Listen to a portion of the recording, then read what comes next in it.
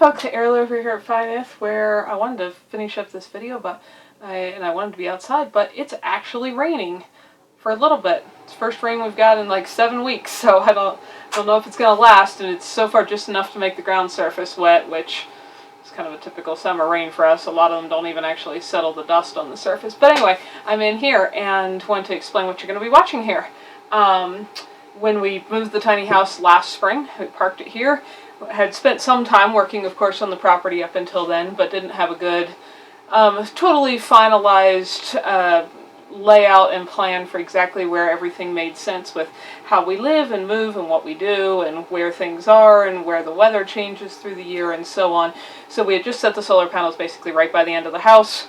I had trenched in a little piece of conduit so it wouldn't trip over the cables that come into the battery bank, because the tiny house here that you're seeing the inside of right now still does run fully on solar power for all its electricity.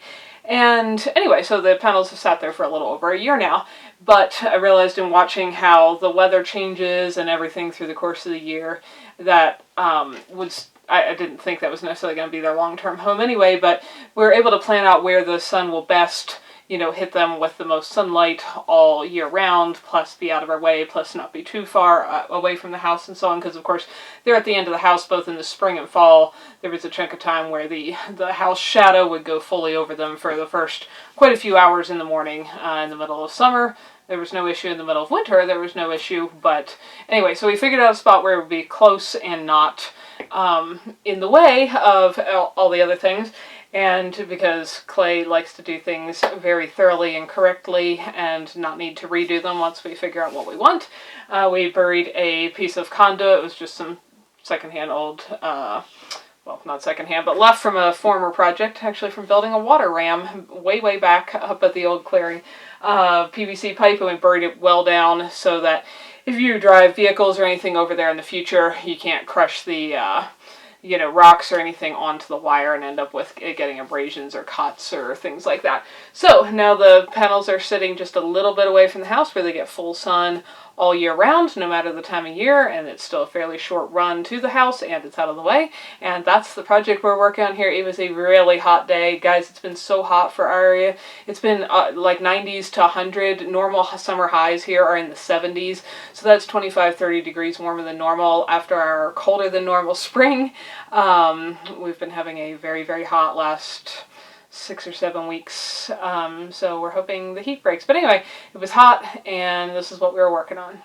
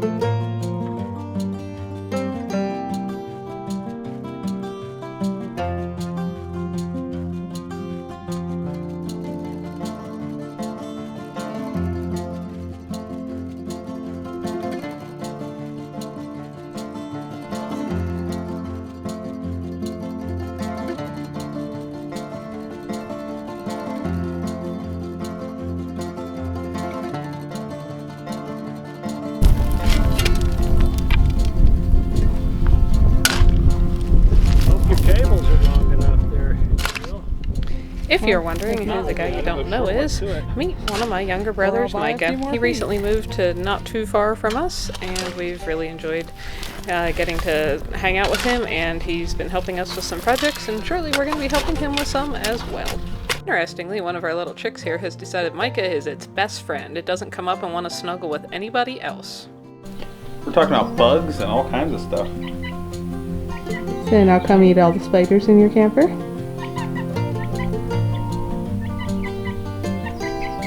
Hi, little buddy.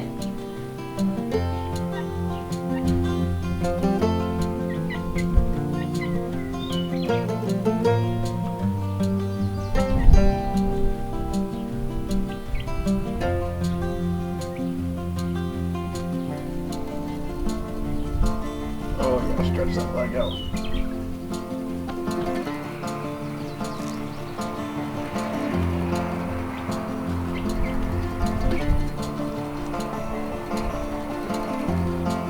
think I'm gonna come snuggle on your shoulder. Welcome to. Come, Susan, peck my ear. That is so funny.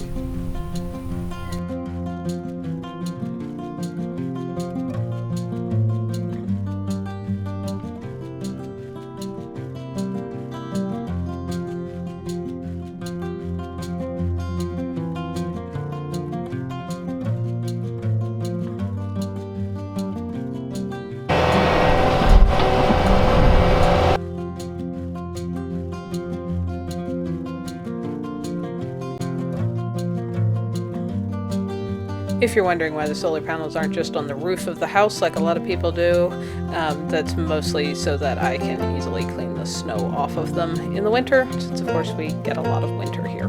And years ago, Clay had built me these frames that hold them, allow them to turn at different angles at different times of year, and were set up to be able to take apart and move and so on, because I always knew my setup was going to be mobile. Now this is probably where it will sit forever, hopefully, and never move again.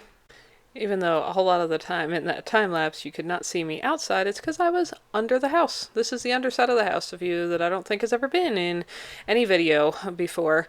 And I was making sure things were feeding through and lining up correctly, and had to do a little hand digging out on the one end of the hole for the wire to come up on the inside there. And then this was actually the day after we finished that. I went back under there to be able to stuff a little bit of insulation and seal it off with a little spray foam at the top end of that pipe, just so that mice and stuff couldn't decide to crawl down in there, make a home, and chew through the wires, and did that to both sides, but this was crawling under the house to do it.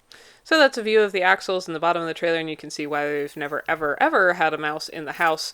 It's a solid sheet of steel under there, so nothing ever comes up from below. But it's the crawl space to access stuff under there, and that's what I was doing. So that's not that much fun.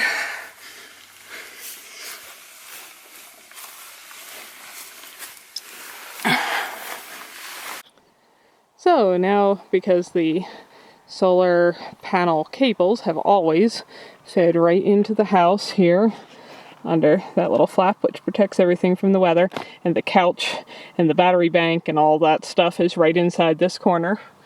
If you look in through the window, because they were going from there over to the end of the house, now that they're going from here over this way, it was actually only a few more feet of cable, and you can see the smoothed out, mostly trench here that we had made that got that cable well out of the way where it can't interfere with anything, and nothing can accidentally scratch or scrape or destroy it, like I said.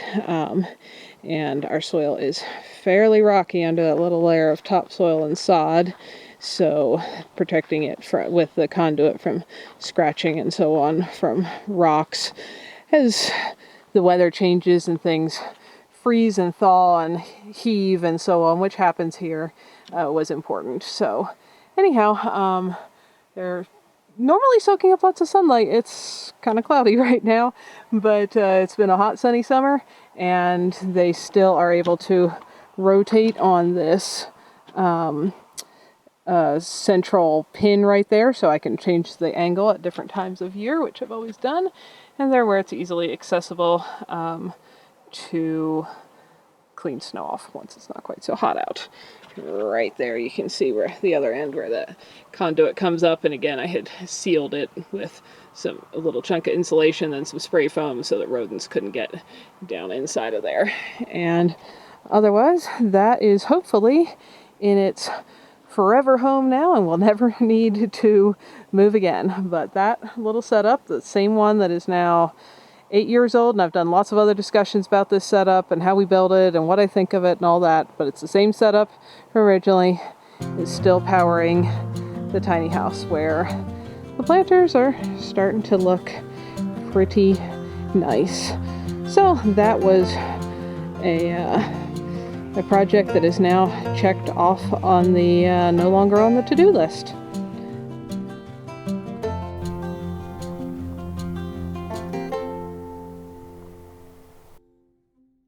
We hope you enjoyed it. Come back back next time for more adventures. Thanks for watching.